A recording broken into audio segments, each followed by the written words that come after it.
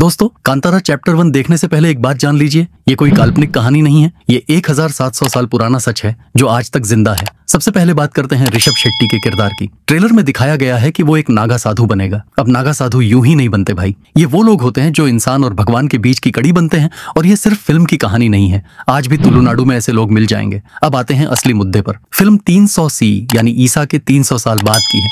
उस समय कदम्ब राजवंश का शासन था, जिसकी राजधानी थी बानवासी, वही जंगल जहां कांतारा की कहानी शुरू होती है। अब ये राजा मयूर शर्मा था, जो खुद भी एक ब्राह्मण था लेकिन क्षत्रिय बन गया। लेकिन सबसे दिलचस्प बात यह है कि भूत कोला की जो परंपरा फिल्म में दिखाई गई है वो सिर्फ नृत्य नहीं है, ये न्याय व्यवस्था है। हाँ भाई, सही सुना। उस जमाने में कोर्ट नहीं थे तो विवाद कैसे सुलझाते थे? भूत कोला के जरिए। पंजुर्ली देव की कहानी भी कितनी गहरी है। शिव और पार्वती के बगीचे में एक जंगली सुअर मर गया था। पार्वती ने उसे अपने बच्चे की तरह पाला, लेकिन जब वो बड़ा हुआ तो बहुत हिंसक हो गया। शिव जी को मारना पड़ा, लेकिन पार्वती के प्रेम की वजह से उसे धरती पर भेज दिया गया लोगों की रक्षा के लिए। और गुलिगा की कहानी, पार्वती जी को राख के ढेर में एक काला पत्थर मिला। शिव जी ने उसे पानी में फेंका तो गुलिगा का जन्म हुआ, इसीलिए वो इतना गुस्सैल है। विष्णु भगवान ने इसे श्राप दिया कि तू धरती पर जाकर न्याय करेगा। अब सबसे रोमांचक बात, दोनों देवताओं में लड़ाई हुई। किसकी जीत हुई? दुर्गा माता ने दोनों की सुलह कराई और कहा अब तुम दोनों भाई की तरह रहोगे। इसीलिए आज भी दोनों की एक साथ पूजा होती है। फिल्म में जो जंगल दिखाया गया है वो पश्चिमी घाट का हिस्सा है। यहाँ आज भी वही पेड़ है, वही पहाड़ है जहाँ कदम्ब राजा रहते थे।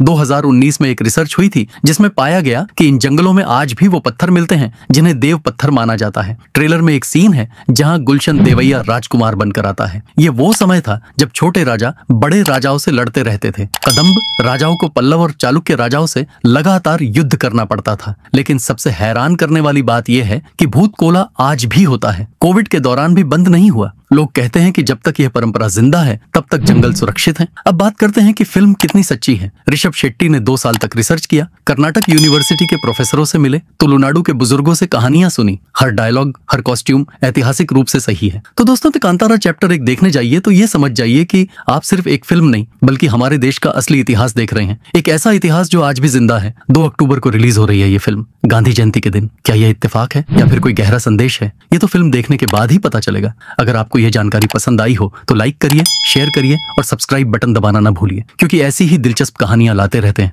हम आपके लिए।